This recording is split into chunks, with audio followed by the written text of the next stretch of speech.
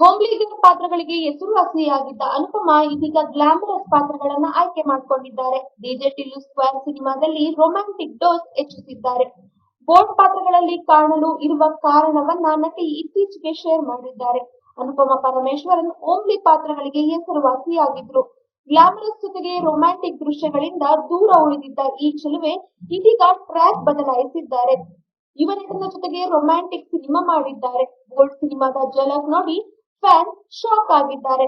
Rowdy ಬಾಯ್ ಸಿನಿಮಾದಲ್ಲಿ lip lock ಮೂಲಕ shock ನೀಡಿದ್ದ ಅನುಪಮಾ ಇದೀಗ ಡಿಜೆ ಟಿಲ್ಲು ಸ್ಕ್ವೇರ್ ಸಿನಿಮಾದಲ್ಲಿ ಬೋಲ್ಡ್ ಕ್ಯಾರೆಕ್ಟರ್ ಒಂದರಲ್ಲಿ ಕಾಣಿಸಿಕೊಂಡಿದ್ದಾರೆ.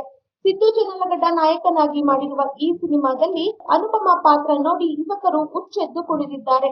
ಡಿಜೆ ಟಿಲ್ಲು ಸ್ಕ್ವೇರ್ ಚಿತ್ರದ ಎಲ್ಲಾ ಅಪ್ಡೇಟ್ಗಳಲ್ಲಿ ಅನುಪಮಾ ಹಿಂದೆಂದೂ ಕಾಣದಷ್ಟು ಬೋಲ್ಡ್ ಆಗಿ ಕಾಣಿಸಿಕೊಂಡು ಎಲ್ಲರ ಗಮನ ಸೆಳೆದಿದ್ದಾರೆ. ಆದರೆ ಟೀಸರ್ ನಲ್ಲಿ ರೊಮ್ಯಾನ್ಸ್ ಮಾಡುವ ಮೂಲಕ ಹೆಚ್ಚು ಎಕ್ಸೈಟಿಂಗ್ ಆಗಿದ್ದಾರೆ.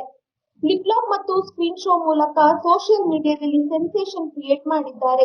ಇತ್ತೀಚೆಗಷ್ಟೇ ಈ ಸಿನಿಮಾದ ಮತ್ತೊಂದು ಹಾಡು ಕೂಡ ರಿಲೀಸ್ ಆಗಿದೆ. ಸಮಾರಂಭದಲ್ಲಿ ಅನುಪಮಾ ತಮ್ಮ ರೊಮ್ಯಾಂಟಿಕ್ ಪಾತ್ರದ ಬಗ್ಗೆ ಆಸಕ್ತಿದಾಯಕ ಕಮೆಂಟ್ ಗಳನ್ನ ಪಾಸ್ ಮಾಡಿದ್ದಾರೆ. ಈ ಚಿತ್ರದಲ್ಲಿ ಬೋಲ್ಡ್ ಪಾತ್ರದ ಬಗ್ಗೆ ನಟಿ ಮಾತನಾಡಿದ್ದಾರೆ. ನೀವು ಬಿರಿಯಾನಿ ಇಷ್ಟಪಡುತ್ತೀರಾ? ಹಾಗಾದರೆ ಪ್ರತಿದಿನ ನಾವು ಬಿರಿಯಾನಿ ತಿನ್ನಲು ಸಾಧ್ಯವಿಲ್ಲ ಅಲ್ಲವೇ? ಹಾಗೆ ನಾನು ರೂಟೀನ್ ಪಾತ್ರಗಳನ್ನ ಮಾಡಲು ನನಗೂ ಬೇಸರವಾಯಿತು. ಅದಕ್ಕಾಗಿಯೇ ಈ ಪ್ರಯತ್ನ ಮಾಡಿದ್ದೇನೆ ಎಂದು ಅನುಪಮಾ ಹೇಳಿದ್ದಾರೆ.